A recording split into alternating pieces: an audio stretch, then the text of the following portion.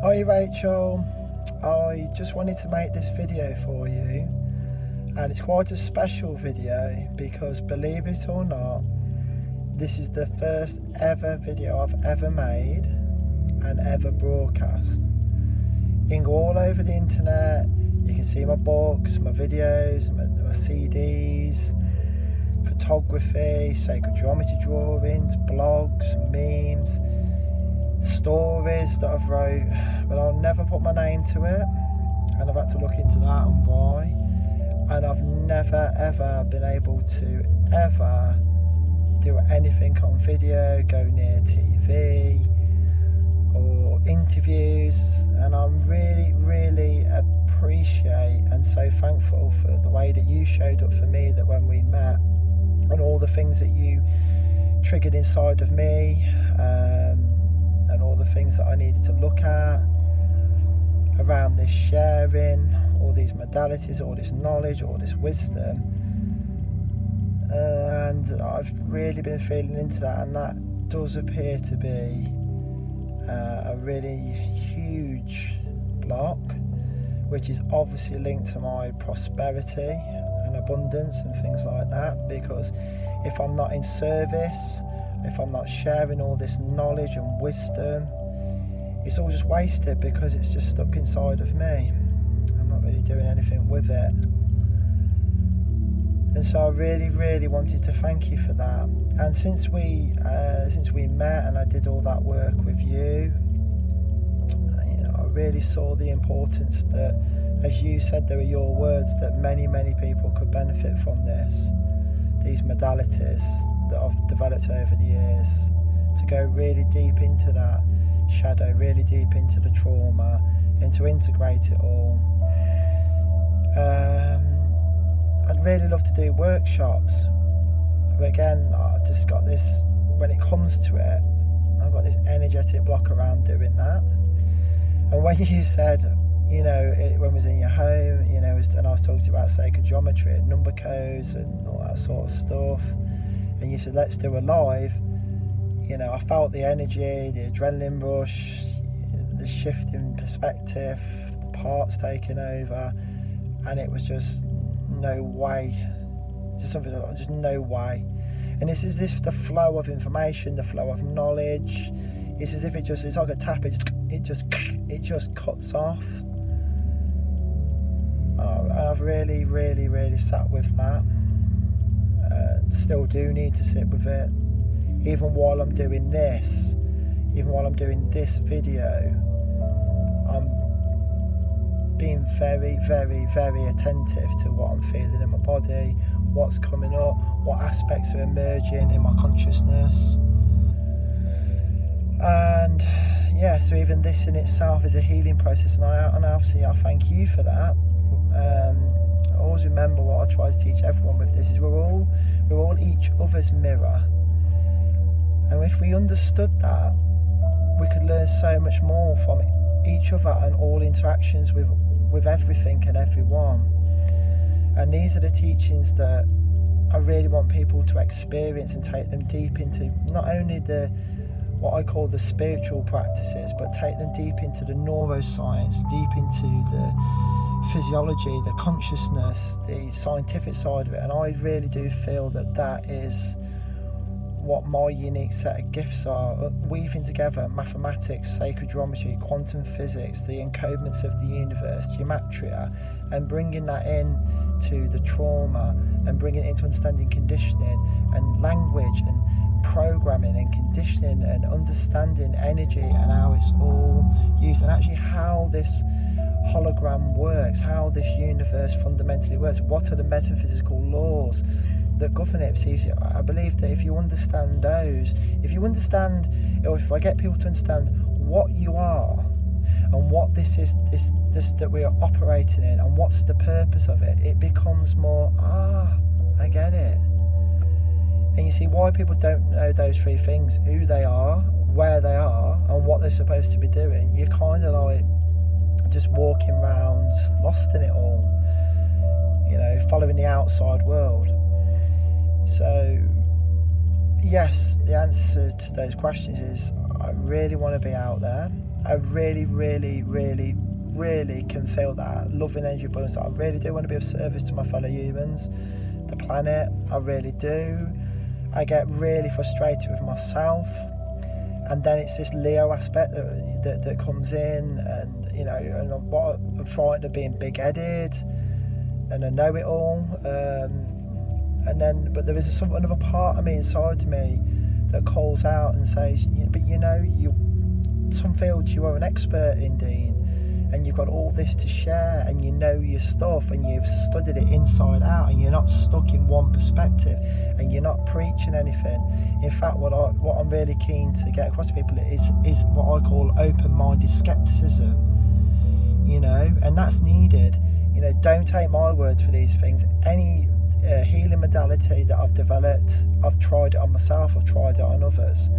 Any theory I've developed, or any knowledge that I've looked into, I've always gone to multiple sources, and where I can do my own experiments. So you've seen those experiments I do with cymatics and sound frequencies. I do them myself. I've even done the frozen water experiment. Do that myself. I've done intention experiments myself. I've worked with scientists from other parts of the world and co-collaborated and done that together. I really do thank my 3D training for that. You know, getting a first class honours degree and almost going on to do my first year as a doctorate in the scientific field. So I brought that with me. So in a nutshell, I just really wanted. That was the key take home that I got from our interactions, that, you know, that kick up the arse. I need to be out there, I need to be sharing, and yeah, it really has brought up some deep blocks and differences of opinions, and created a lot of inner noise, and it's brought to the surface a lot of my own inner conflicts. You know, fear of putting myself out there, fear of being ridiculed, I guess. All kinds of things have been up. So again, you know, I really want to thank you with that for drawing that out of me in the interactions. Of course, I also, from the mirror of our own interactions, I obviously learnt a lot. I've read your book Prosperity, most of it. Found it very, very, very interesting, to say the least. I could see where you're weaved it all together. I can also see some other aspects as well, why we've pulled each other into our magnetic field, into each other's fields. I can see that. You also, when we took a walk to Bakewell Church, you also have catalysed something in that area around religion, which again to me was associated with patriarchy, control, manipulation, and you've really, I didn't say much at the time, but I really do have a complex with God programs, and I've cleared some past life stuff on that, trauma, and I call them the God programs, a sense of abandonment. If there is a God, I remember I've had some stuff come up as a child. Why would God let these bad things happen? You know, I've always thought of as a child, this God is a mean tyrant, punishes you, never listens to you, never answers your prayers.